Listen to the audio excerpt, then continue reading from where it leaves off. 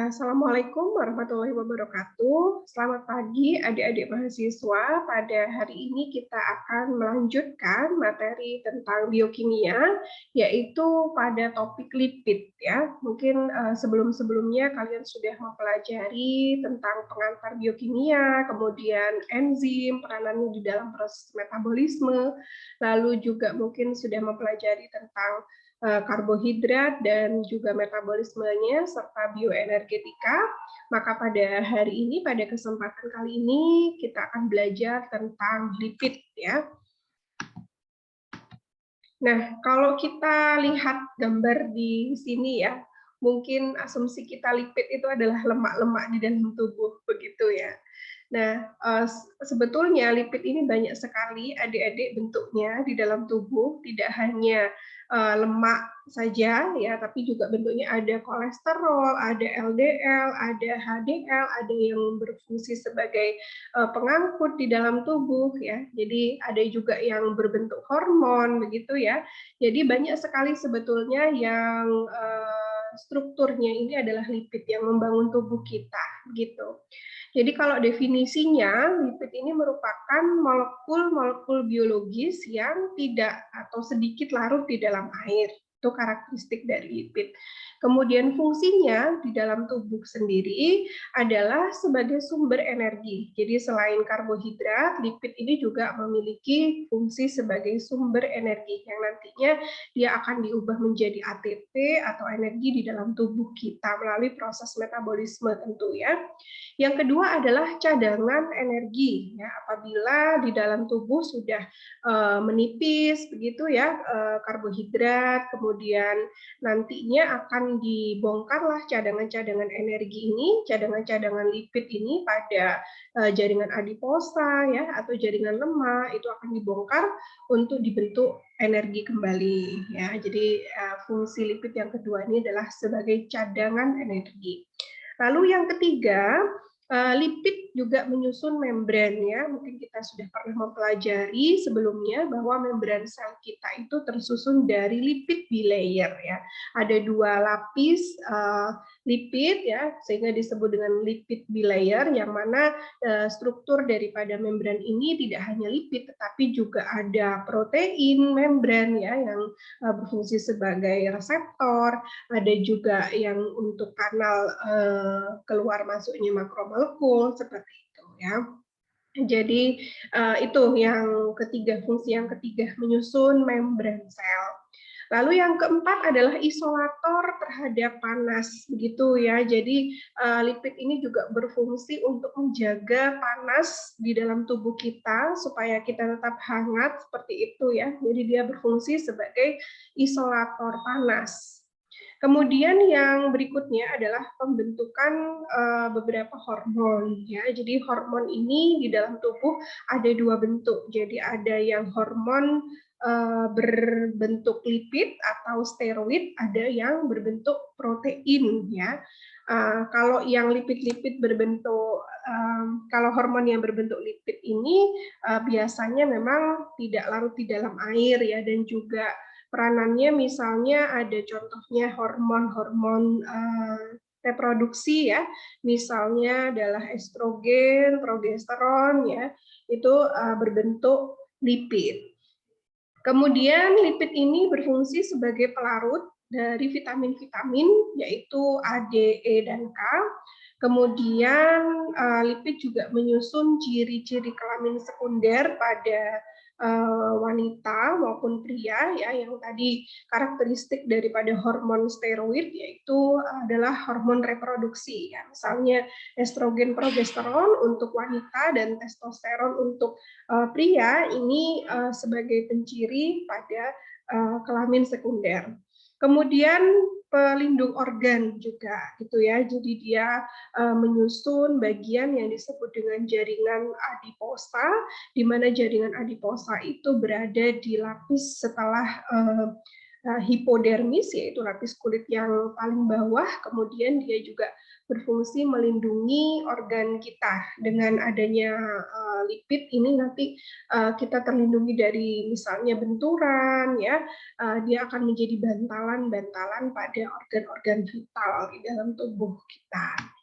Nah, sebetulnya banyak sekali fungsi dari lipid juga ya, yang mungkin nanti kita akan pelajari sambil lalu. Ada beberapa jenis lipid, di situ ada yang memiliki kemampuan untuk mengangkut ya, memindahkan zat, juga ada ya, selain menyusun membran, juga membentuk hormon, menjadi sumber energi, cadangan energi, isolator panas, begitu, menyusun organ-organ pelindung ya, pelindung bagi organ tubuh kita seperti itu, dan juga penciri kelamin sekunder serta pelarut untuk beberapa vitamin seperti vitamin A, D, E, dan K.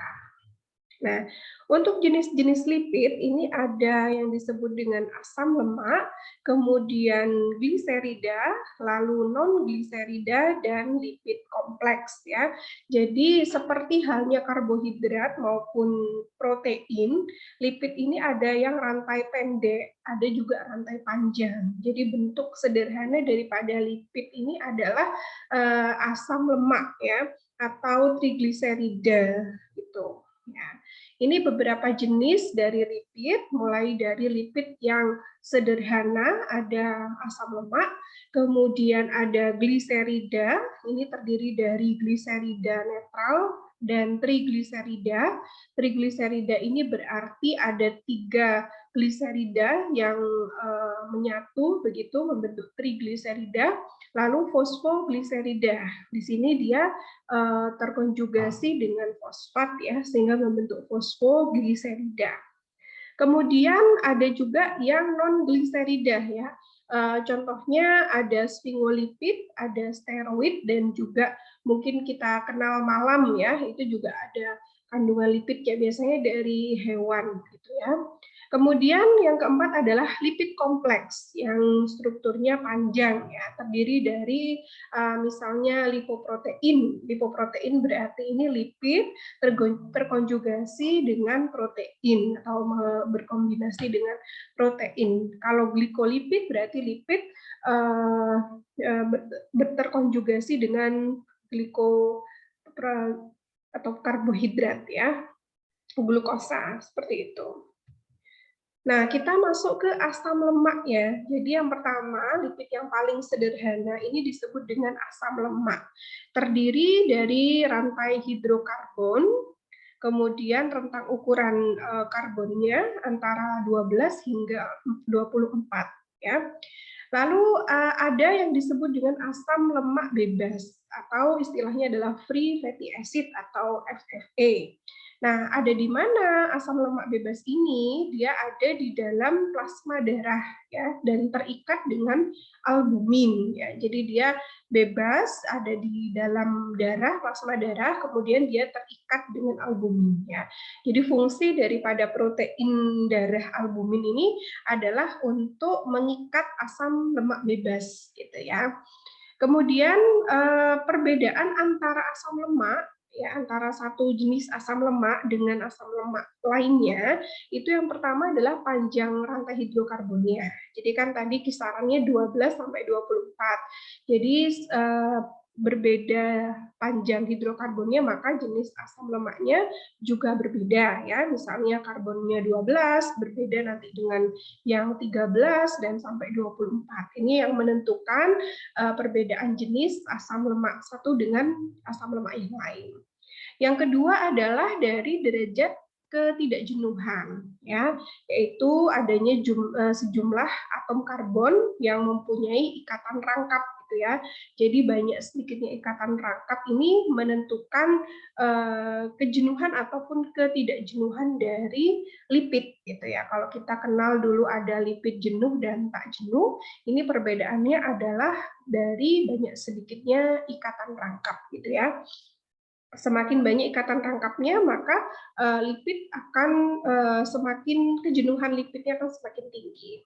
Kemudian posisi daripada ikatan rangkapnya, ini juga akan menentukan jenis dari asam lemak. Gitu. Kemudian asam lemak ini dibedakan jadi beberapa jenis ya. Yang pertama dari tingkat kejenuhan. Kalau dari tingkat kejenuhan ini ada yang disebut dengan saturated fatty acid dan unsaturated fatty acid. Jadi kalau yang saturated fatty acid ini adalah asam lemak jenuh, sedangkan unsaturated fatty acid ini adalah lemak tak jenuh.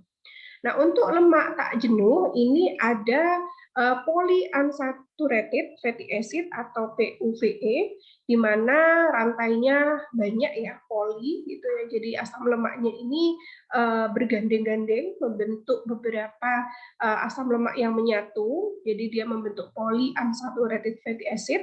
Kemudian kalau monounsaturated fatty acid ini berarti asam lemaknya hanya ada satu, seperti itu ya. Ada satu lemak yang tak jenuh gitu ya. Kemudian dari segi kemampuan mensintesisnya ada asam lemak yang esensial dan asam lemak yang non esensial. Jadi kalau yang asam lemak non esensial ini biasanya diproduksi oleh tubuh manusia ya, dapat diproduksi oleh tubuh manusia, sedangkan asam lemak yang esensial ini tidak dapat diproduksi oleh tubuh manusia. Biasanya manusia ini mendapatkan lemak yang esensial itu dari makanan, gitu ya, dari tumbuh-tumbuhan maupun dari hewan, gitu. Nah, ini ada gambar mengenai asam lemak jenuh dan tak jenuh ya. Yang di atas asam lemak jenuh ini tidak memiliki ikatan rangkap, sedangkan asam lemak tak jenuh ini memiliki ikatan rangkap ya. Bisa kita lihat dari ikatan antara satu asam lemak dengan asam lemak lainnya, ada ikatan rangkap yang berwarna merah ini ya. Contohnya untuk membedakan antara lemak jenuh atau saturated fatty acid dan asam lemak tak jenuh atau unsaturated fatty acid. Kemudian bentuk lipid yang kedua yaitu selain asam lemak ada gliserida, gitu ya, ada gliserida. Biasanya dalam bentuk yang paling umum adalah trigliserida. Jadi kalau trigliserida ini tersusun dari 3 asam lemak ditambah dengan gliserol, gitu ya. Jadi kalau yang sebelumnya kita bahas ada asam lemak, ini asam lemak merupakan struktur yang paling terkecil, paling sederhana dari lipid. Nah, kemudian dia akan membentuk 3 asam lemak dan berikatan dengan gliserol. Nah, ini membentuk trigliserida, gitu ya. Nah, trigliserida ini tadi terdiri dari 3 asam lemak dan gliserol yang diikat oleh ikatan ester, gitu ya. Kemudian fungsinya apa? Fungsinya utamanya adalah sebagai simpanan energi atau cadangan energi. Jadi kalau lipid-lipid ini dalam bentuk cadangan energi, biasanya di dalam tubuh ini dalam bentuknya adalah trigliserida, seperti itu, atau biasanya dilambangkan dengan Tg, gitu ya, trigliserida. Kemudian jenis gliserida lainnya yaitu ada fosfolipid begitu ya. Kalau fosfolipid ini berarti lipid yang mengandung gugus fosfat di dalamnya gitu. Biasanya fosfolipid ini menyusun komponen membran sel ya, yang lipid bilayer. Ini strukturnya adalah fosfolipid. Jadi lipid kemudian berikatan dengan gugus fosfat ya, bisa dilihat di gambar ini. Jadi lipid ini ada asam lemak ya, ada 2 asam lemak kemudian berikatan dengan fosfat, itu ya, PO4 ya. Nah, kemudian berikutnya adalah asam lemak bebas yang tadi sempat kita singgung, ada di dalam plasma darah, kemudian dia berikatan dengan albumin ya, free fatty acid.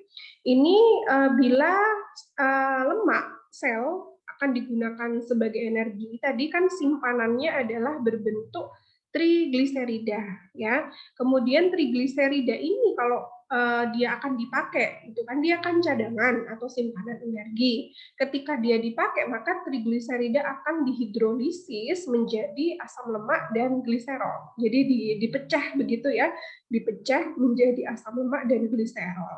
Nah, enzim yang berperan untuk memecah trigliserida ini adalah enzim lipase, gitu ya. Kemudian asam lemak ini nanti akan bebas di dalam pembuluh darah berikatan dengan albumin gitu. Ya. Lalu dia asam lemak yang tadi hasil hidrolisis ini masuk ke dalam aliran darah, berdifusi masuk ke aliran darah sebagai asam lemak bebas atau free fatty acid yang dia berikatan dengan albumin plasma. Kemudian kemana? Tentunya adalah ke tempat atau sel-sel yang membutuhkan energi tadi, di mana nanti asam lemak akan membentuk energi di dalam sel. Ya, prosesnya bagaimana kita akan pelajari di metabolisme lipid mungkin minggu depan gitu ya. Hari ini kita akan bahas dulu mengenai karakteristik dari lipid dan juga jenis-jenis lipidnya dulu ya. Nah, kemudian ini adalah penggunaan free fatty acid sebagai energi. Jadi nanti free fatty acid yang ada di dalam plasma darah ini dibawa ke dalam sel yang saya ceritakan tadi yang membutuhkan energi tentunya. Ketika dia masuk ke dalam sel melewati membran yang dituju adalah mitokondria. Ya, kita tahu mitokondria ini sebagai pabriknya energi atau the power of energi, the power of cell ya. Dia tidak hanya lipid tapi juga karbohidrat yang diproses di sini untuk membentuk ATP. Nah, seperti halnya glukosa yang mana dia akan membentuk ATP melalui proses glikolisis, dekarboksilasi oksidatif gitu ya, siklus Krebs sampai dengan rantai transport elektron yang menghasilkan ATP, maka lipid dalam bentuk free fatty acid ini juga akan diproses di mitokondria membentuk energi gitu ya. Nah, untuk bisa masuk ke dalam mitokondria, maka free fatty acid atau asam lemak bebas ini dibantu oleh karnitin, ya, karier karnitin. Ya. Nah, kemudian free fatty acid nantinya di dalam sel ini dipecah menjadi asetil koenzim A ya. Kalau kita belajar glikolisis itu kan dia juga membentuk nanti asetil koenzim A. Nah, kemudian nanti dia dibentuk dari free fatty acid menjadi asetil koenzim A ini dengan proses beta oksidasi namanya, gitu ya. Nah, nanti kalau sudah berubah menjadi asetil koenzim A sebagai hasil beta oksidasi, dia juga akan masuk ke dalam siklus Krebs ya, sama seperti glukosa ya yang mungkin adik-adik sudah pelajari. Nanti di dalam siklus Krebs si asetil koenzim A ini akan diubah menjadi H+ dan juga CO2 begitu ya, H2O dan CO2. Nah, kemudian untuk berikutnya yaitu yang ketiga, jenis lipid transport ya. Jenis lipid transport. Nah, lipid ini adik-adik ini bersifat hidrofobik ya, atau tidak larut di dalam air, tidak suka di dalam air gitu ya. Nah, sedangkan darah kita itu komponen utamanya terdiri dari air ya. Sehingga lipid ini tadi kalau misalnya free fatty acid bentuknya itu harus diikat oleh albumin gitu supaya dia bisa ikut dalam aliran darah. Nah, kalau alat transportasi lipid di dalam darah ini ada juga ya lipid yang berfungsi sebagai alat transport di dalam darah. Kalau yang tadi numpang gitu si free fatty acidnya yang justru berikatan dengan albumin untuk bisa ikut aliran darah. Tapi kalau yang ini lipidnya ini berfungsi sebagai lipid transport gitu yang bisa memindahkan zat-zat di dalam darah. Nah, yang berperan sebagai lipid transport ini disebut dengan lipoprotein, Dede, gitu ya. Jadi dengan bentuk lipoprotein ini adalah perpaduan antara lipid dengan protein. Karena dia berikatan dengan protein, maka memungkinkan si lipid ini bisa larut di dalam air sehingga dia bisa ikut juga di dalam aliran darah. Seperti itu ya. Jadi ini ada sebuah filosofi yang diteladankan untuk kita ya. Jadi kita kalau ingin bisa beradaptasi dengan lingkungan yang baru, ya berarti kita harus berkolaborasi seperti itu ya. Lipid ini melakukan itu adik-adik ya. Lipid akan berkolaborasi dengan protein. Nah, dia kan awalnya tidak diterima nih di aliran darah istilahnya ya, karena dia bersifat hidrofobik. Padahal aliran darah itu, darah kita komponen utamanya adalah air gitu, sehingga dia harus berkolaborasi, berikatan dengan protein, membentuk lipoprotein untuk bisa ikut bersama aliran darah. Seperti itu ya. Nah, sekarang strukturnya, ya struktur daripada lipoprotein ini ada yang berupa lemak nonpolar, ya, yang disebut dengan trigliserida. Kemudian ada juga kolesterol ester. Nah, ini mungkin mulai muncul ya kolesterol nih ya. Kolesterol itu sebetulnya dalam jumlah yang cukup itu mempunyai banyak manfaat buat kita ya, adik-adik ya, terutama sebagai transport ini tadi di dalam aliran darah gitu. Tetapi kalau jumlahnya banyak ya, jumlahnya berlebih, maka kolesterol ini nanti akan menumpuk di dalam aliran darah membentuk plak ya, ataupun sumbatan di dalam aliran darah. Kemudian bentuk lipid yang lipoprotein yang kedua ini adalah lemak semipolar ya, agak polar nih. Contohnya adalah kolesterol bebas. Kemudian ada juga yang lemak polar ya, bersifat polar. Ini adalah fosfolipid ya. Tadi yang lipid penyusun membran itu bersifat lemak polar. Kemudian ada juga yang strukturnya yang dominan adalah proteinnya. Ya, di sini disebut dengan apoprotein. Nah, kita pelajari lebih dalam tentang lipoprotein gitu ya. Jadi lipoprotein ini adik-adik tersusun dari lipid-lipid polar dan juga non-polar serta protein khusus ya. Jadi dia kan tadi berikatan dengan protein. Nah, protein khusus ini disebut dengan apoprotein gitu. Nah, inti dari lipoprotein ini tersusun dari lipid-lipid non-polar. Ya, lipid-lipid non-polar ini apa saja? Ada trigliserida dan kolesterol. Kalau kita lihat gambar di sini ya, jadi gambar di sini ini bagian dalamnya ini atau bagian inti ini tersusun dari lipid-lipid non-polar seperti trigliserida tadi yang ada 3 asam lemak plus gliserol, kemudian ada juga kolesterol ester. Nah, ini lipid-lipid yang non-polar. Kemudian pada bagian luar ini ada tersusun dari fosfolipid ya. Fosfolipid ini lipid polar gitu. Jadi yang bagian paling luar adalah lipid polar. Kemudian nah di antara fosfolipid ada apoprotein gitu ya, protein khusus yang berkonjugasi dengan lipid ini sehingga lipoprotein ini disebut juga apolipoprotein seperti itu. Nah, sekarang macam-macamnya jenis-jenis dari lipoprotein ya yang merupakan lipid pengangkut tadi. Ini ada 5 jenis ya, adik-adik ya, dibedakan berdasarkan densitasnya atau density-nya.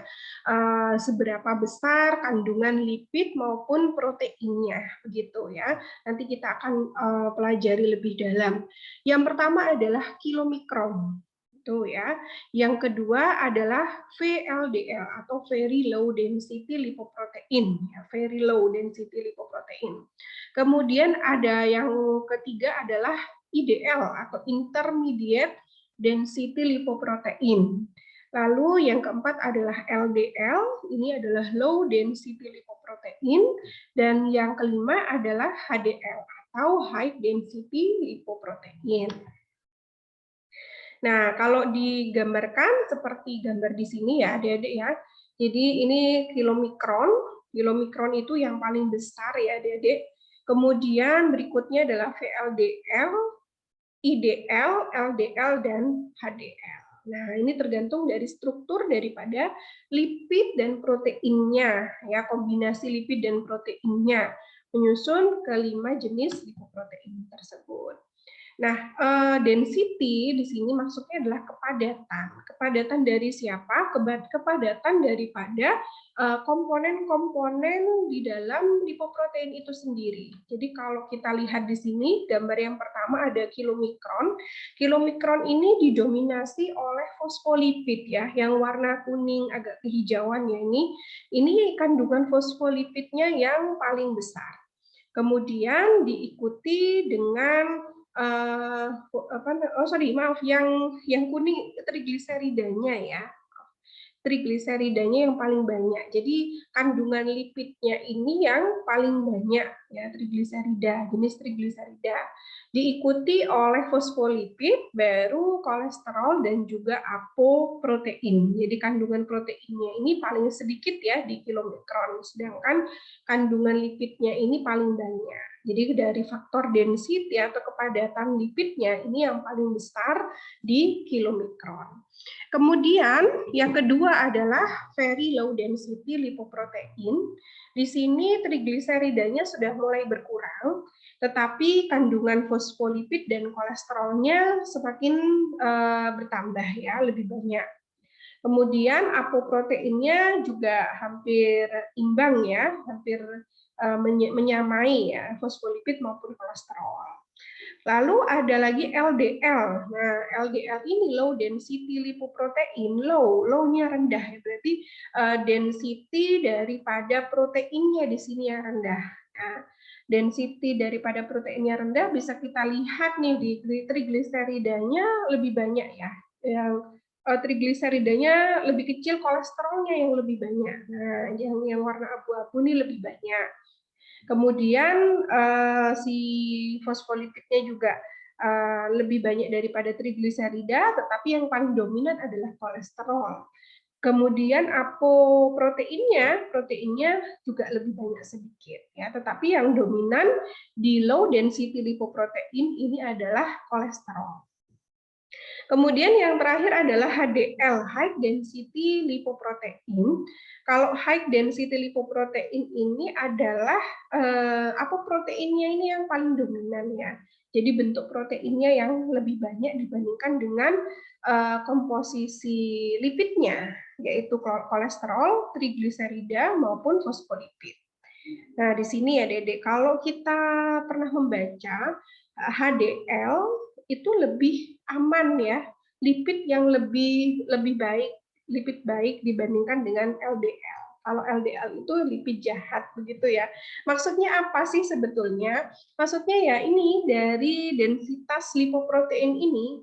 Kalau HDL, high density lipoprotein, itu artinya high di sini adalah kandungan dari proteinnya itu tinggi. Jadi dilihat dari kandungan proteinnya. Sedangkan kolesterolnya lebih rendah. Kalau kolesterolnya lebih rendah, ini cenderung lebih aman bagi tubuh. Nah, sedangkan yang LDL disebut low density lipoprotein, yang low di sini adalah proteinnya. Jadi proteinnya lebih sedikit, kolesterolnya justru lebih banyak, sehingga disebut dengan lipid yang jahat seperti itu ya. Nah, itu dari faktor kandungan lipid maupun proteinnya atau dari kepadatan proteinnya. Nah, sedangkan dari faktor fungsinya, Adik-adik ya. Nah, kita lihat nih di sini. Oke. Baik, sebentar. Nah, jadi ketika kita mengkonsumsi lipid, mengkonsumsi lemak di dalam makanan mungkin ya, lalu dia masuk ke dalam tubuh kita lewat saluran pencernaan, kemudian di usus halus ya, dia nanti kan pada sistem pencernaan ini kan dipotong-potong, dihidrolis menjadi sederhana ya, Dede ya, mulai dari lipid yang kompleks begitu, kemudian menjadi lipid yang sederhana, bisa trigliserida, kemudian juga bisa mungkin asam lemak begitu ya. Sebentar saya ambil spotlight. Nah, di sini gitu ya. Jadi di usus halus nanti lipid-lipid tersebut akan diserap ya oleh tubuh kita.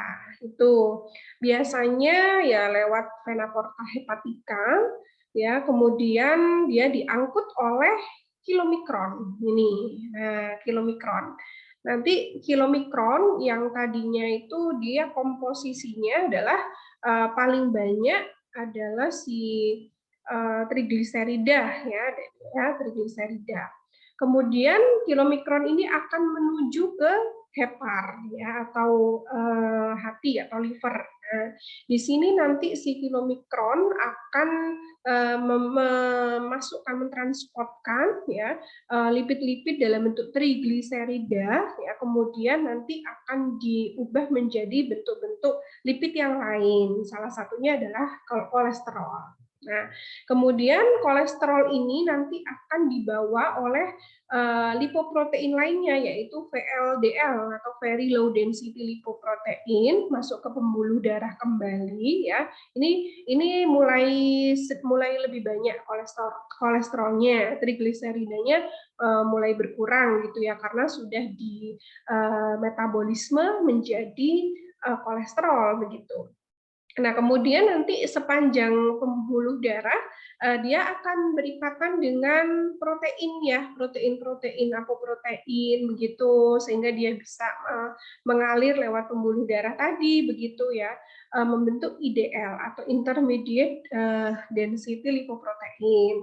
Kemudian semakin menuju sel di sini, maka kolesterolnya akan semakin banyak begitu ya. Kolesterolnya komposisinya semakin banyak sedangkan proteinnya semakin sedikit sehingga disebut dengan low density lipoprotein tadi begitu. Nah, kalau sudah masuk ke dalam sel maka kolesterol maupun trigliserida ini nantinya akan digunakan oleh sel untuk membentuk energi ya atau juga ada yang digunakan untuk menyusun membran sel, ada yang diubah menjadi hormon ya tergantung dari sel-sel yang dituju seperti itu.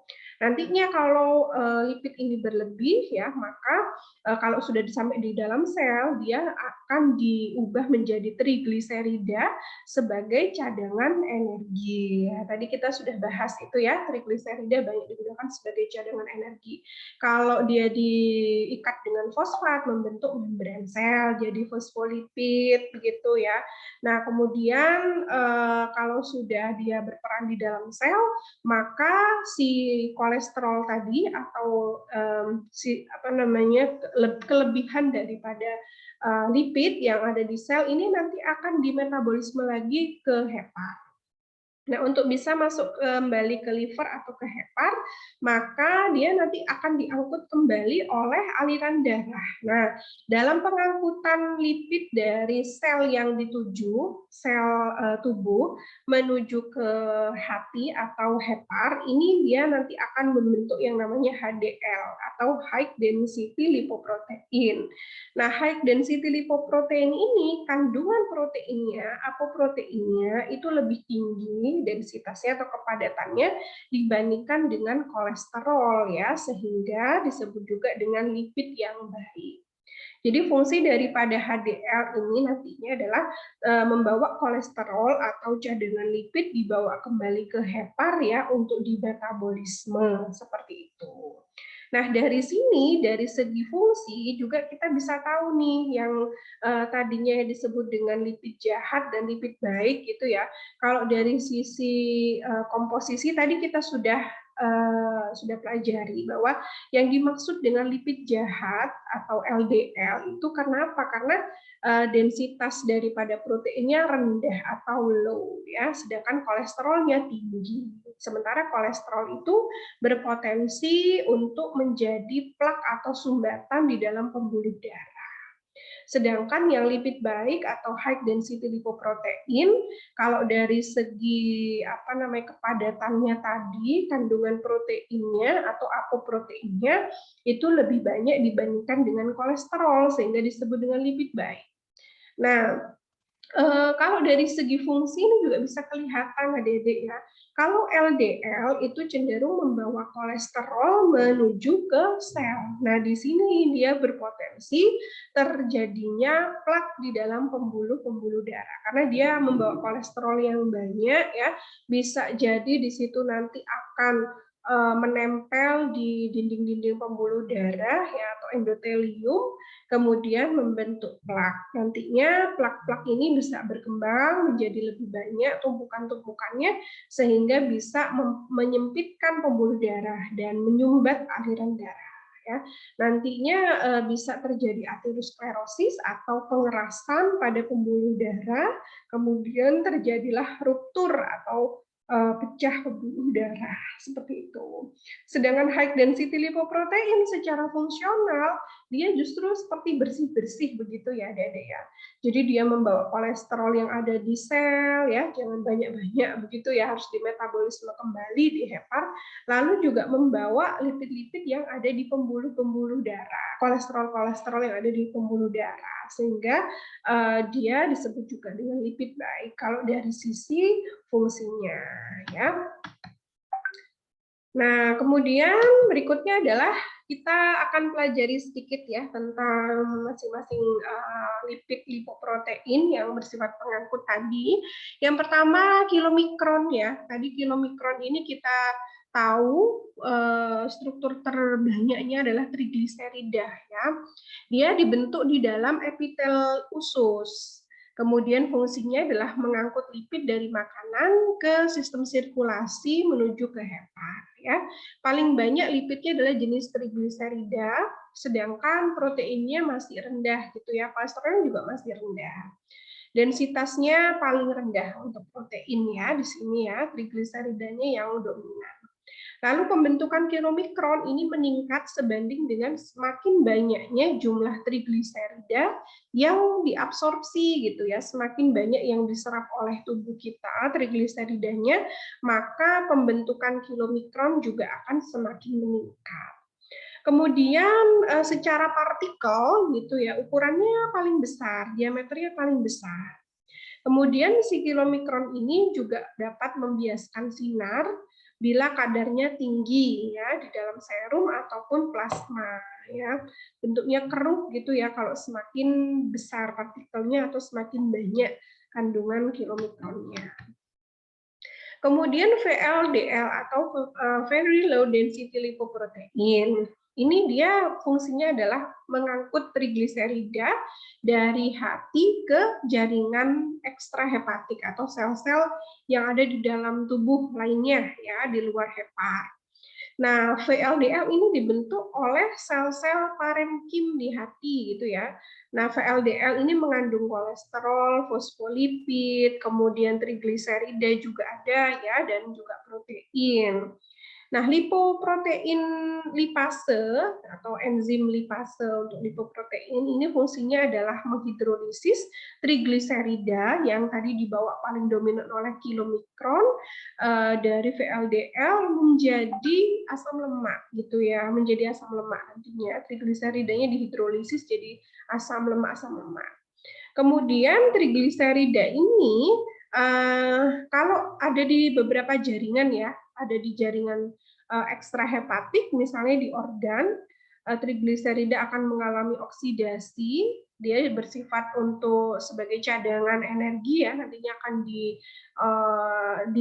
dibentuk oleh energi, sedangkan kalau di jaringan lemak trigliserida ini pure berfungsi sebagai cadangan lipid ya atau ditimbun seperti itu ya melalui proses esterifikasi.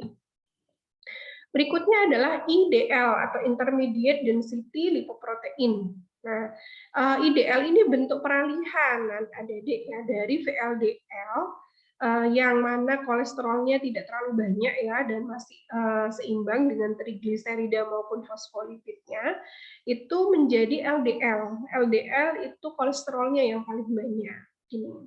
Nah, IDL biasanya ini sulit dideteksi kalau di dalam serum atau plasma karena berada dalam sirkulasi dalam waktu yang singkat begitu. Yang paling lama di sistem sirkulasi itu ada LDL dan HDL gitu ya. Sehingga kalau pemeriksaan laboratorium untuk ngecek kadar kolesterol atau lipid darah ini biasanya yang paling banyak dipakai adalah LDL dan HDL karena dia tinggalnya di sirkulasi ini lebih lama ya dibandingkan dengan IDL maupun VLDL. Kemudian juga jumlah daripada IDR ini dia akan meningkat dalam keadaan adanya gangguan katabolisme IDL menjadi LDL. Ya. Nah, kemudian lipid lipoprotein berikutnya adalah LDL. Ya. LDL tadi sudah kita bahas, dia paling banyak kolesterolnya, ya, sehingga disebut dengan lipid jahat. Ya. Proteinnya lebih rendah, sehingga namanya low density lipoprotein. Kemudian persentase protein tadi selain proteinnya rendah ya, trigliseridanya ini relatif besar. Nah, tapi paling kaya, paling banyak adalah tetap kolesterol. Gitu. Fungsinya adalah berperan memenuhi kebutuhan kolesterol di dalam sel maupun di jaringan perifer. Ya. Di sini kolesterol fungsinya penting sekali sebetulnya ya untuk membentuk energi, untuk membentuk hormon ya, karena jenis steroid ya untuk membentuk hormon-hormon ini ya, hormon reproduksi gitu ya. Kemudian juga untuk struktur daripada organ-organ itu juga ada kolesterol ya. Kemudian berikutnya adalah HDL. HDL ini disintesis dan disekresikan oleh hati maupun usus ya. Fungsi utama daripada HDL adalah mengangkut kelebihan kolesterol. Jadi yang saya bilang tadi dia bersih-bersih gitu ya. Bersih-bersih kolesterol. Mengangkut kelebihan kolesterol baik itu dari jaringan perifer ya tadi di seluruh tubuh, kemudian di aliran darah juga untuk dibawa kembali ke hati atau hepar yang kemudian diekskresikan atau dikeluarkan dari tubuh kita. Prosesnya ini disebut dengan reverse cholesterol transport, yaitu proses transportasi pengembalian kolesterol ke dalam hepar. Nah, komponen lemak, terutama kolesterol dan fosfolipid ya, komponen utama dari HDL ini adalah protein yang paling tinggi ya, atau protein, sisanya adalah kolesterol, fosfolipid, dan sedikit trigliserida. Nah, HDL yang tinggi di dalam darah ini bersifat vaskuloprotektif ya, atau pelindung vaskular, pelindung pembuluh darah, karena dia tadi fungsinya adalah untuk mengangkut si kolesterol, kelebihan-kelebihan kolesterol untuk dibawa ke hepar ya, untuk diekskresikan. Nah, ini ringkasan sedikit tentang metabolisme ya dari lipid, namun nantinya akan dipelajari lebih jauh di pertemuan berikutnya yang khusus membahas tentang metabolisme lipid ya. Ini sedikit saja bahwasanya lipid itu sumber utamanya tentu adalah dari makanan gitu ya yang kaya akan lipid begitu. Kemudian lipid nantinya akan dicerna oleh tubuh kita, dibuat dalam bentuk yang sederhana yaitu trigliserida. Kemudian dari trigliserida akan dipecah lagi, dihidrolisis lagi oleh lipase membentuk asam lemak gitu. Nanti asam lemak bisa membentuk trigliserida lagi sebagai cadangan lipid melalui proses esterifikasi ya. Sedangkan proses trigliserida yang hidrolisis menjadi asam lemak itu dalam namanya adalah proses lipolisis. Seperti itu. Nah, asam lemak ini akan berpotensi membentuk energi ya. Dia akan dibawa ke dalam sel menuju mitokondria untuk diubah menjadi ATP ya. Dalam prosesnya namanya beta oksidasi di sini. Nah, untuk proses kebalikannya dari asetil koenzim A menjadi asam lemak ini disebut dengan lipogenesis. Nanti asetil koenzim A akan masuk ke dalam siklus Krebs ya, membentuk ATP, H2O dan CO2. Kemudian asetil koenzim A ini juga bisa diubah menjadi kolesterol melalui kolesterogenesis ya. Kemudian juga bisa diubah menjadi asetoasetat ya melalui proses ketogenesis di mana nanti asetoasetat ini akan diubah menjadi hidroksibutirat dan aseton dan juga keton ya di mana nanti keton ini bisa diekskresikan juga lewat ini lewat urin ya, lewat ekskresi urinaria seperti itu. Ketika tubuh kita apa namanya, pada penderita diabetes gitu ya, misalnya pada penderita diabetes dia itu glukosanya tinggi, tetapi tidak banyak glukosa yang masuk ke dalam sel untuk diubah menjadi energi, sehingga sel justru kekurangan bahan untuk membuat energi. Karena kekurangan bahan dari glukosa untuk membuat energi, maka sel akan memecah lipid ini adik-adik menjadi energi begitu. Dan sisanya kelebihan dari asetil koenzim A yang tidak dibentuk energi akan diubah menjadi keton melalui proses ketogenesis. Jadi kalau orang diabetes itu biasanya juga hasil laboratoriumnya ketonnya ini juga tinggi adik-adik. Itu di urinnya, gitu ya. Lalu pengaturan hormon atas penggunaan lemak ya. Jadi ini juga ada pengaturan hormon atas penggunaan lemak kita.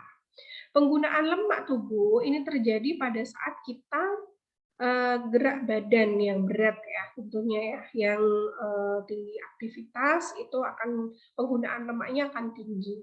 Gerak badan yang cukup banyak ini menyebabkan pelepasan epinefrin ya, hormon epinefrin dan norepinefrin. Di mana kedua hormon di sini akan mengaktifkan enzim lipase, di mana kita tahu lipase ini fungsinya adalah mengubah trigliserida menjadi asam lemak, gitu ya, dipecah menjadi asam lemak, dan asam lemak bebas yang dilepaskan ke darah ini siap diubah menjadi energi, seperti itu. Itulah jadi hormon yang berfungsi untuk mengatur penggunaan lemak itu ya, metabolisme lemak di dalam tubuh adalah epinefrin dan norepinefrin. Nah, sekarang kita masuk ke beberapa gangguan di dalam metabolisme lipid ya. Misalnya ada arteriosklerosis ini. Nah, jika kadar kolesterol di dalam tubuh di dalam darah itu tinggi ya, maka kolesterol ini akan membentuk yang namanya endapan lipid yang disebut dengan plak ateroma atau endapan kolesterol gitu ya. Nah, kalsium ini bisa mengendap bersama dengan kolesterol sehingga membentuk plak kalsifikasi ya, mengkristal seperti itu ya. Jadi plaknya semakin keras itu karena ada kalsium ini adik-adik itu ya. Kedua proses di atas ini menyebabkan arteri menjadi sangat keras ya. Pengerasan ini disebut dengan arteriosklerosis. Nah, arteriosklerosis ini menyebabkan pembuluh darah mudah pecah, ruptur begitu. Dinding vaskular arteriosklerosis ini kasar ya, menyebabkan trombus atau apa namanya sumbatan di dalam pembuluh darah, dan kalau dia ikut aliran darah masuk ke dalam jantung itu menjadi emboli seperti itu. Nah, efek terjadinya arteriosklerosis ini bisa ada tekanan darah tinggi ya karena ada sumbatan tadi, kemudian ada penyakit jantung koroner karena adanya masuknya plak ya, trombus ataupun plak masuk ke dalam jantung dalam bentuk emboli sehingga terjadilah serangan jantung, lalu juga trombus yang menyebabkan stroke emboli ya, yaitu stroke pada pembuluh darah arteri yang menuju ke jantung. Kemudian metabolisme kolesterol, ini kolesterol itu ada yang endogen dan eksogen. Kalau endogen ini bisa disintesis sendiri di dalam tubuh kita, sedangkan eksogen ini dari makanan. Kemudian tersedia juga dalam bentuk bebas ya. Kolesterol ini dalam bentuk bebas tidak berikatan dengan lipid lainnya, misalnya trigliserida, fosfolipid maupun protein ya dalam bentuk lipoprotein. Kalau bebas ini kolesterol dinamakan kolesterol ester. Nah, kadar kolesterol yang normal itu 120 sampai 200 mg per dl ya. Gitu. Nah, kolesterol ini fungsinya banyak ya. Dia bisa menyusun membran, kemudian bisa menyusun lipoprotein atau lipid pengangkut tadi, kemudian sebagai bahan dasar pada pembuatan atau produksi hormon steroid seperti tadi progesteron, estrogen dan juga testosteron ya, hormon-hormon reproduksi, lalu juga sebagai pembentuk asam empedu begitu. Nah, sumber makanan yang mengandung kolesterol ini ada kuning telur, ada otak-otak ya, otak mungkin dari hewan ya, lalu hati ayam, kemudian ada usus dan juga daging. Nah, ini untuk metabolisme kolesterol sendiri ya, ini khusus untuk kolesterol ya. Jadi asetil koenzim A bisa diubah menjadi kolesterol melalui proses kolesterogeenesis, disintesis, kemudian kolesterol selanjutnya bisa diubah menjadi di metabolisme di hepar begitu ya. Dengan diangkut oleh lipoprotein yaitu HDL, lalu nanti dia akan dikonversi zat buangnya, kolesterol yang sudah rusak akan diendapkan di hepar, yaitu di empedu gitu ya. Nanti dia akan diekskresikan melalui cairan empedu ini tadi, gitu ya, melalui bentuk bilirubin dan biliverdin. Untuk sintesis kolesterol atau pembentukan kolesterol ini ada di sel, lalu bahan bakunya adalah asetil koenzim A, sebagaimana asetil koenzim A itu merupakan hasil metabolisme beta oksidasi dari asam lemak. Ya. Kemudian pada semua sel ini ada kolesterol ya di dalam tubuh kita, utamanya memang di hepar, kemudian di usus, lalu organ-organ yang memproduksi hormon steroid. Gitu. Kolesterol di hepar ini digunakan sebagai bahan untuk penyusun dari sel-sel hepar sendiri ya, hepatosit, kemudian juga penyusun very low density lipoprotein, lalu bisa disimpan dalam bentuk kolesterol bebas atau yang disebut dengan kolesterol ester. Kemudian ekskresinya ini tubuh tidak bisa memecah inti steroid ya dan mengubahnya menjadi CO2 dan H2O. Kolesterol akan diekskresikan dalam bentuk utuh ke duodenum atau usus 12 jari atau dikonversi menjadi empedu gitu. Kemudian konversi kolesterol menjadi asam empedu. Jadi kolesterol nanti di kantong empedu akan diubah menjadi 7-alfa hidroksikolesterol. Lalu dia akan membentuk dua jenis zat yaitu asam kolik dan juga senodioksikolik acid. Lalu asam kolik atau kolik acid ini akan diubah menjadi glikokolik acid dan taurokolik acid ya. Kemudian yang senodioksikolik acid akan diubah menjadi glikosenodioksikolik acid dan juga taurosenodioksikolik acid. Lalu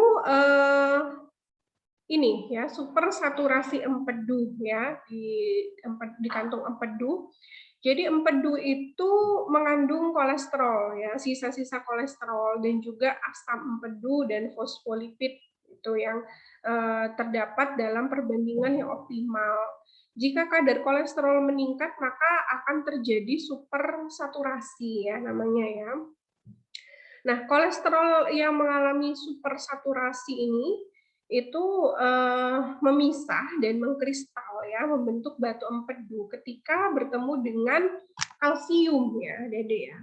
Jadi ada suatu kondisi kompleks atau disebut juga apa namanya penyakit batu empedu ya, batu empedu ini terjadi ketika orang itu kolesterol di dalam darahnya tinggi dan mengalami menopause gitu ya, mungkin pada wanita itu mengalami menopause gitu.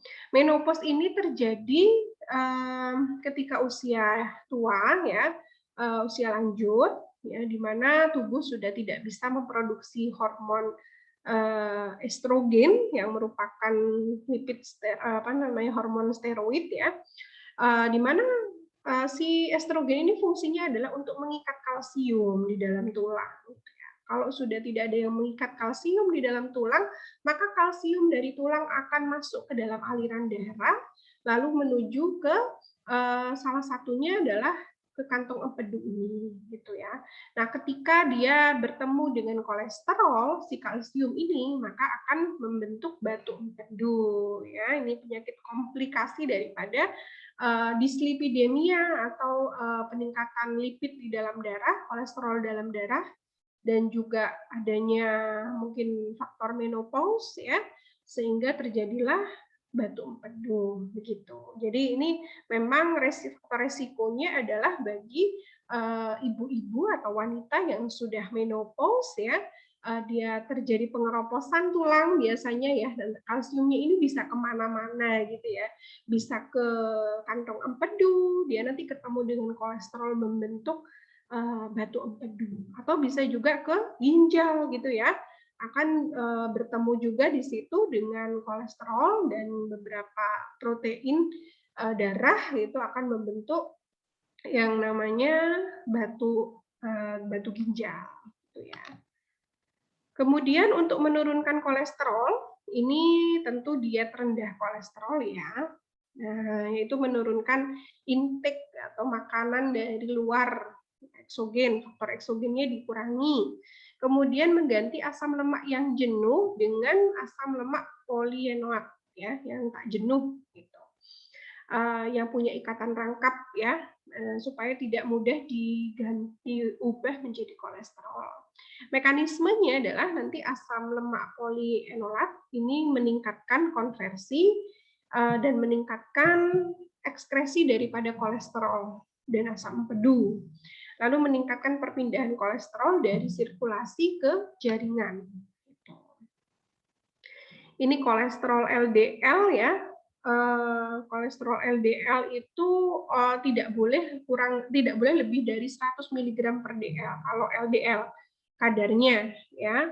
Sedangkan HDL ini harus lebih tinggi, di atas 60 mg per dl gitu ya. Jadi HDL-nya kalau lebih banyak lebih baik, kalau LDL nggak boleh banyak-banyak, kebalikannya gitu ya. Kemudian trigliserida normalnya kurang dari ini 150 mg per dl kalau trigliserida. Kalau kolesterol total itu berarti total kolesterol LDL ditambah HDL gitu ya. Kalau bisa kurang dari 200 mg per dl. Walaupun HDL ini lebih banyak lebih bagus, tapi tidak boleh kolesterol totalnya lebih dari 200 mg per dl. Nah, ini makanan-makanan yang mengandung kolesterol ya, adik-adik ya. Yang paling banyak tentu adalah jeroan kambing gitu ya. Telur burung puyuh ini mengandung 3.640 mg adik-adik itu ya. Jadi dalam 10 gramnya itu mengandung kolesterol sebanyak 3.640 mg. Jadi cukup tinggi ya. Kemudian ada cumi-cumi, ini seafood ya juga tinggi ya. Kalau putih telur tidak mengandung kolesterol ya, kalau putih telur. Kalau kuning telur ada ya, tetapi tidak banyak ya. Nah, tripang ini justru tidak mengandung kolesterol ya, tripang. Ubur-ubur ini tidak. Ya, daging ayam tanpa kulit ini 50 mg setiap 10 gramnya. Kalau daging bebek ini 60 ya. Nah, berikut. Ini yang berbahaya yang warna orange ini ya, belut, santan kelapa ya, susu sapi yang non fat tanpa lemak pun itu udah 250 ya, Dede ya. Apalagi yang tidak low fat ya. Lalu ada susu sapi krim, ini juga semakin tinggi, mentega, jeroan sapi, lalu telur ayam ya, ini kuning telurnya terutama ya, lalu jeroan kambing. Nah, itu Dede. Nah, mungkin itu saja Adik-adik yang bisa Bu Martina sampaikan untuk terkait materi lipid. Mudah-mudahan bisa memberikan gambaran kepada kalian tentang karakteristik daripada lipid, lalu jenis-jenis lipid, dan sedikit fungsi tentunya tentang lipid. Minggu depan kita akan belajar lagi tentang metabolisme dari lipid. Bagaimana sih proses-proses biokimia yang terjadi pada jenis-jenis lipid yang sudah kita pelajari hari ini. Demikian yang bisa saya sampaikan. Terima kasih atas perhatiannya. Saya akhiri. Wassalamualaikum warahmatullahi wabarakatuh.